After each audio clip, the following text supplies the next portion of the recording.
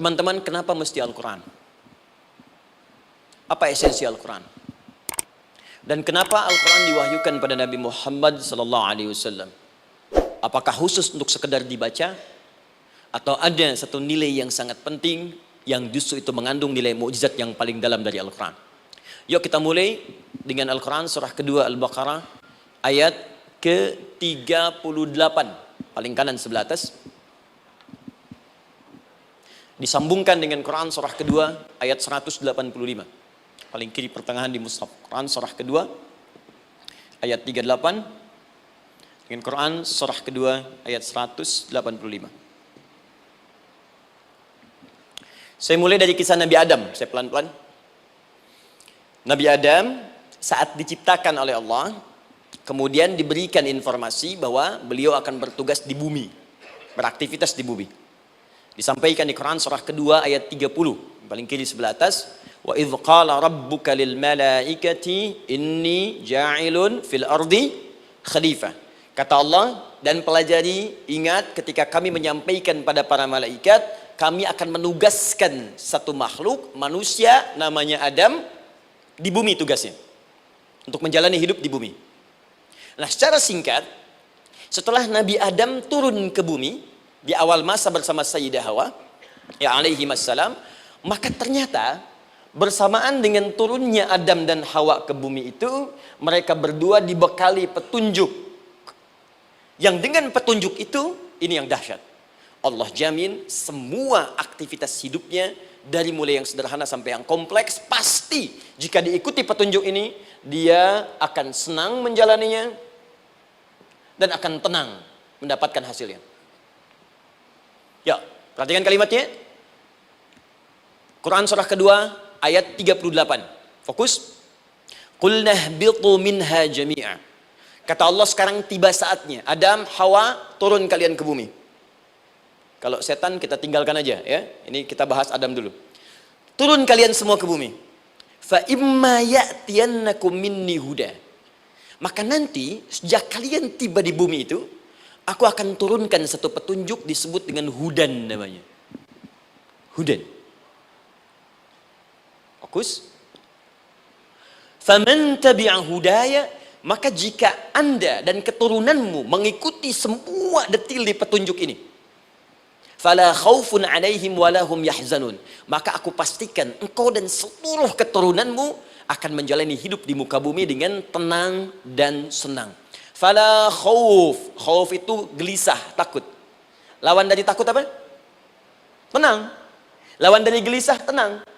Kata Allah, jika Anda mengikuti tuntunan hidup yang ini, maka saya jamin semua hidupmu tenang. Walahum yahzanun, dan saya pastikan selama hidup di muka bumi itu kalian tidak akan pernah bersedih. Senang. Lawan sedih itu senang. Jadi ternyata kita itu diminta tugas di bumi itu bukan untuk dipersulit. Jadi kalau ada yang hidup sampai saat ini sedih, deh, di rumah tangga sedih, di kantor nggak tenang, pasti di antara poinnya bukan nggak mampu senang, tapi boleh jadi yang hidup ini tidak membaca petunjuk kehidupannya. Anda kerja di perusahaan, teman-teman ada yang di Pertamina, ada yang di yang lain. Kalau Anda nggak ikuti petunjuk, kan pekerjaan tidak akan berlangsung dengan nyaman, kan? Kalau Anda nggak ikuti aturannya, bagaimana bisa mengerjakan petunjuk itu dengan nyaman? Maka apalagi hidup yang kompleks, kata Allah, sejak Adam saya turunkan, sudah ada petunjuk kehidupan, saya namakan dengan hudan. Anda ikuti petunjuk ini, maka langsung jaminan dari Allah, semua yang Anda jalani dalam hidup, pasti saya jamin senang dan tenang. Petunjuk ini disebut apa? Hudan. Nah, agak cepat. Di setiap masa, Nabi Adam selesai hidupnya, generasi kemudian berkembang, datang lagi Nabi Nuh, sampai ke Nabi Muhammad SAW. Perhatikan baik-baik. Setiap berganti generasi akan turun hudan sesuai dengan kebutuhan masyarakatnya pada saat itu. Baik, Nabi Musa menerima kitab apa namanya? Nabi Musa, Taurat. Taurat disebut hudan dalam Al-Quran.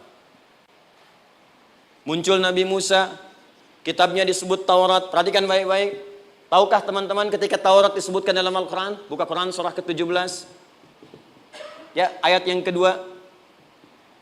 Wa ataina Musal kitaba. Kami berikan kepada Musa kitab. Lihat, wa ja'alnahu hudan li bani Israil. Dan kitab yang kami berikan itu, yang disebut Taurat, Ali Imran ayat yang ketiga, wa anzalat Taurata wal Injil. Kami berikan Taurat kepada Musa. Nah, saat Allah turunkan Taurat itu, hudan li bani Israil. Isi Taurat ini adalah petunjuk kehidupan khusus untuk Bani Israel saja, umatnya Musa. Jadi kalau umat Nabi Musa mengikuti petunjuk hudan Taurat ini, kata Allah, saya jamin semua hidupnya tenang dengan senang. Nabi Isa turun Injil. Injil disebut hudan dalam Al-Quran. Dan yang terakhir, saya cepat karena waktu kita terbatas. Ketika Allah menurunkan Nabi Muhammad SAW dan dipilih sebagai Rasul, maka saat yang bersamaan beliau pun diberikan petunjuk untuk umatnya. Dan dahsyatnya, petunjuk itu pun disebut dengan hudan. Buka Quran surah kedua, ayat 185. Syahrul Ramadan alladzi unzila fihi al-Quran. Di bulan Ramadan itu, kata Allah, saya turunkan Al-Quran. Kenapa saya turunkan Al-Quran? Hudal linnas. Saya jadikan Quran ini sebagai petunjuk, pedoman hidup linnas, bukan terbatas untuk satu komunitas, tapi untuk seluruh manusia sampai kehidupan berakhir. An-Nas disebutkan 241 kali dalam Al-Quran, menunjuk pada semua manusia tanpa kecuali. Ini bedanya Al-Quran dengan kitab sebelumnya. Taurat hanya untuk kalangan tertentu saja. Jadi selesai nabinya, selesai kitabnya. Injil hanya kalangan tertentu saja. Nabinya selesai, selesai kemudian misinya. Tapi Al-Quran tidak. Ini kalimat pertama langsung dari Allah. Walaupun nabinya wafat, tapi karena Al-Qurannya didesain oleh Allah untuk seluruh manusia sampai kehidupan berakhir, maka pasti Al-Quran itu di setiap masa akan mampu dijadikan pedoman dalam kehidupan. Jadi prinsip pertama, ketika Allah menurunkan Al-Quran, sebenarnya tujuan utamanya bukan sekedar dibaca. Tapi di dalamnya itu ada petunjuk hidup, Pak, Bu. Dan yang buat, yang menciptakan kita. Bukankah Anda kalau ingin memperbaiki sesuatu akan datang kepada penemunya, penciptanya? Anda punya handphone, ada masalah, kan datangnya ke counter handphone. Anda punya mobil, ada persoalan, bukankah datangnya ke dealer? Sekarang kita ingin tahu persoalan hidup kita. Ingin tahu gambaran hidup kita. Ingin tahu misi dan visi hidup kita. Kemana kita kemudian bertanya? Pada pencipta kita. Nah, kata Allah, ketika saya utus manusia pertama kali ke bumi, saya sudah turunkan bagaimana cara menjalani kehidupannya. Dan ternyata berita baiknya untuk kita diberikan oleh Allah satu petunjuk utuh, langsung disebutkan, isinya disebut dengan Al-Quran. Jadi dari Al-Fatihah sampai dengan An-Nas, dia bukan bacaan biasa. Semua di dalamnya ada petunjuk kehidupan kita dari mulai bahkan dalam kandungan sampai kita wafat kepada Allah Subhanahu wa taala. Kalau diikuti petunjuk ini, langsung turun jaminan dari Allah. Hidup kita pasti akan tenang dan nyaman. Saya bacakan cepat ya. Tapi nggak usah ditulis, nanti kalau teman-teman agak terlambat mengikutinya, Anda buka kembali rekamannya, Anda boleh runtutkan kembali. Saya baca cepat saja, dan ini insya Allah Anda hanya akan temukan dalam Al-Quran. Nanti saya berikan rahasia di akhir sebelum kita akhiri. Yuk, satu, Anda silahkan bandingkan dengan buku manapun, referensi manapun, Anda hanya akan temukan dalam Al-Quran. Dari sejak sebelum lahir, bagi perempuan yang tengah mengandung, langsung Allah berikan tuntunan bagaimana agar kandungan itu berjalan dengan sehat, nyaman, dan mudah ke persalinan. Quran surah ke-7 ayat 189. Perkembangannya bisa diamati dan dicek kemudian, ya baik ke dokter atau yang lain. Nanti perkembangannya disebutkan di Quran surah ke-22 ayat ke-5. Dirinci lagi di Quran surah ke-23 ayat 11 dari 9 sampai dengan 13. Kemudian mulai terlahir, dari lahiran diberi petunjuk oleh Allah. Nih, berikan ASI maksimal 2 tahun. Kalau ingin berhenti sebelum 2 tahun boleh, begini caranya. Quran surah ke-2 ayat 233. Dari sampai usia 2 tahun menjelang balik, kata Allah berikan 4 pendidikan dini. Ini turunannya, disebutkan 1, 2, 3, 4. Jika Anda ajarkan ini, maka anak ini akan tumbuh. 1, dekat dengan Allah. 2, dijamin taat pada orang tuanya. 3, dia akan baik dengan lingkungannya. Dan 4, dia akan bertahan dalam kebaikan sampai dia dewasa. Quran surah ke-31 ayat 13 sampai dengan 19. Usia 7 tahun. Ya, mulai dia balik misalnya, dia akan mulai belajar. Bagaimana cara belajar yang baik supaya cepat paham, gampang mengerti. Turun Quran surah ke-9 ayat 122. Amalannya di Quran surah 96 ayat yang pertama. Kemudian rinciannya diturunkan di Quran surah kedua ayat 282 di ujung ayatnya. Lalu bagaimana mencari sekolah yang bagus? Majlis yang baik, guru-guru yang baik. Diturunkan Quran surah ke-58 ayat ke-11. Dicontohkan tentang Maryam dan Nabi Isa alaihissalam di Quran surah ketiga ayat 35 sampai dengan 37. Naik lagi, dia mulai dewasa, ya, mulai bergaul, bahkan kadang-kadang merantau, punya tempat komunitas berbeda. Bagaimana supaya dia bergaul tidak terpengaruhi oleh lingkungan yang tidak baik. Maaf ya, kadang-kadang ibu yang sudah mengandung, melahirkan, ayah mencari nafkah, tiba-tiba anak pergi bahkan ke kampus, ke sekolah, dapat teman yang gak bagus, pulang-pulang mengecewakan Anda.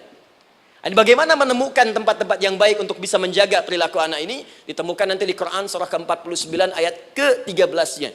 Dirinci perkembangannya di Quran surah ke-12 Yusuf ayat 2 sampai dengan ayat 29-nya. Sampai ketika dia akan mulai kemudian menikah. Kata Allah, pilih pasangan yang baik dengan ta'aruf, berikan mahar yang sempurna. Quran surah ke-4 ayat ke-4. Kemudian dia mulai menikah. Kata Allah, sebelum menikah, pelajari dulu fikih nikah. Banyak orang yang menikah, tapi karena tidak belajar tentang persoalan rumah tangga, apa yang akan terjadi di rumah tangganya. Detil Pak, Bu. Kata Allah, ini, kalau kamu berbuat begini, akan ada miskomunikasi. Kalau ada miskomunikasi, persoalannya akan begini. Solusinya begini. Maka diturunkan dasarnya di Quran surah ke-30 ayat 21, detailnya di Quran surah ke-4 ayat 34 sampai dengan 35. Paling kiri sebelah atas sampai dengan ke tengahnya. Anda berlanjut, diterangkan oleh Allah, hei, tugas suami saat mulai pertama kali menikah, maka tugas yang pertama siapkan untuk mencari nafkah. Bagaimana caranya ya Allah? Diturunkan oleh Allah. Satu, jangan takut kehilangan rizki. Jangan pernah mencuri, jangan pernah ngambil punya orang, karena punya kamu akan saya berikan sempurna. Kamu ngambil punya orang, maka kamu akan menyulitkan diri sendiri. Itu akan dikembalikan pada yang berhak. Ya, turun Quran surah ke-51 ayat 22. Dirinci, begini cara nyarinya. Quran surah kedua ayat 168. Kalau Anda ingin cepat baru bergerak, rizkinya sudah dapat. Quran surah kedua ayat 172. Ada yang dahsyat, dia belum keluar, rizkinya yang mendatangi dia. Jadi nanti di Al-Quran ada 8 jenis rizki. Di antara yang paling hebat, ada yang belum Anda datang, rizkinya sudah menjemput. Ada orang mendatangi rizki, ada rizki mendatangi dia. Contoh, Al-Imam Asy-Syafi'i sedang berdiskusi dengan Imam Malik gurunya. Kata Imam Asy-Syafi'i, Syekh, rizki itu mesti saya cari dulu, baru kita dapat. Kata gurunya, ya Syafi'i, ada rizki yang cukup kita beramal dekat kepada Allah, dia akan datang tanpa kita cari dengan ikhtiar manusia. Kata Syafi'i, mustahil. Kata Quran kan kita kerja dulu, baru datang. Kata Imam Malik gurunya, kamu yang belum sampai. Kita amalkan ini, rizki datang. Maka berhenti sampai di situ, Imam Syafi'i pamit. Di jalan tiba-tiba, beliau mendapati ada panen anggur, Pak, Bu. Terus dipanggil sama yang punya kebun. Ya, pemuda katanya, sini. Mau bantu nggak? Kalau kamu bantu, kami berikan anggurnya. Maka beliau bantu, panen, petik.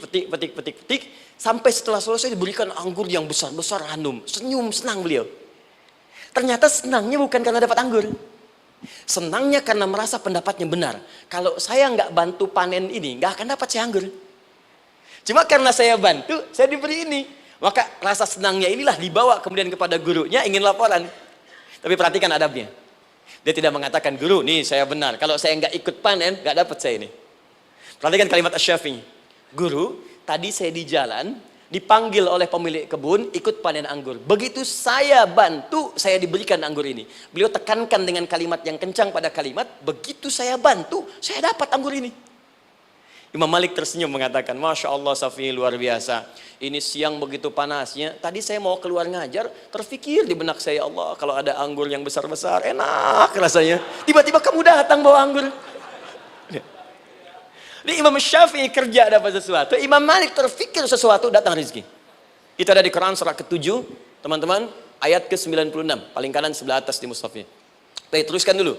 Ya, Anda dalam mencari kerja, ingat, kalau Allah yang sampaikan pasti terjadi.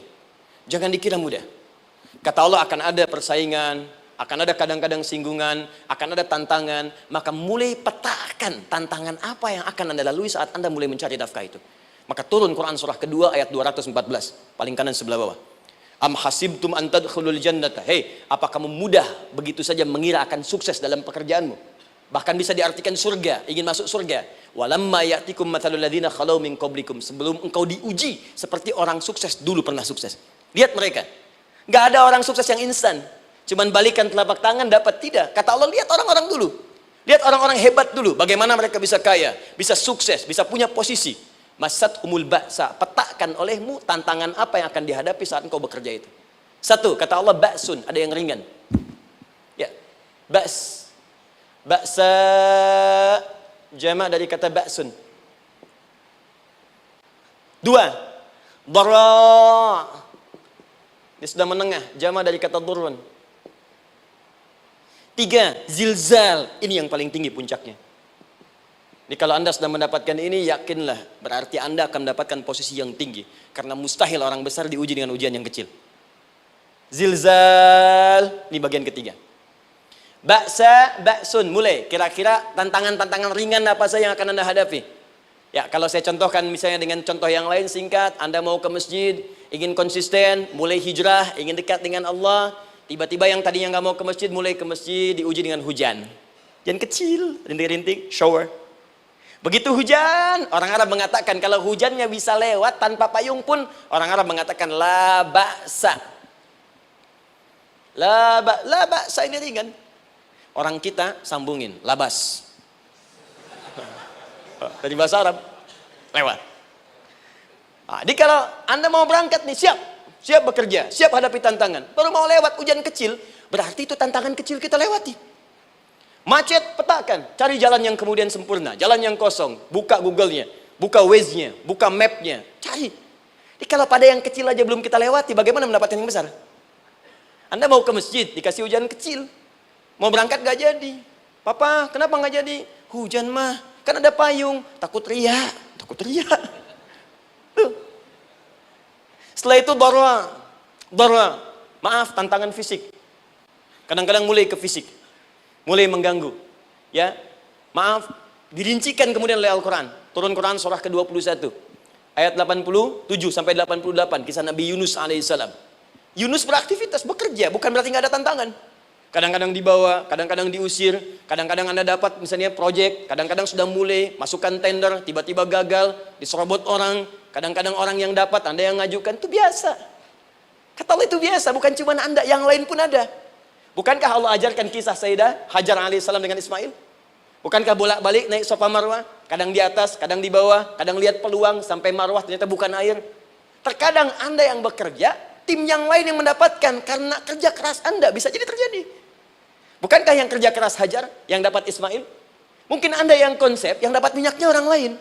Mungkin Anda yang kerja, kan yang suksesnya teman Anda, gak ada masalah. Dan itu kemudian akan bermanfaat bagi Anda. Tidak mungkin setiap keringat yang keluar dari diri kita mustahil, kecuali akan melahirkan manfaat yang kembali pada diri kita. Tantangan. Tapi yang paling dahsyat, ini yang gak ditemukan. Di sebagian referensi yang kita baca. Ketika Allah menjelaskan semua tahapan-tahapan tantangan ini, sampai ke puncaknya zilzal. Zilzal itu kalau bahasa sekarang gempa. Ada ujian yang menggoncang hati kita. Ketika Anda kerjakan, ya Allah, tantangannya dahsyat. Kenapa mesti saya, ya Allah? Kau nggak selesai-selesai, ya Allah. Itu wajar, teman-teman, itu biasa. Kata Allah, orang dulu saja mengatakan, mata nasrullah, kapan ini selesai? Berbahagialah kalau teman-teman sudah mendapatkan tantangan puncak yang paling tinggi ini. Ini artinya Allah sedang mempersiapkan Anda menjadi orang besar di kemudian hari. Dan cara mengatasinya diturunkan Quran surah ketiga ayat 142, paling kiri sebelah atas. Perhatikan dahsyatnya. Yang pertama diterangkan tantangannya, yang kedua dijelaskan cara mengatasinya.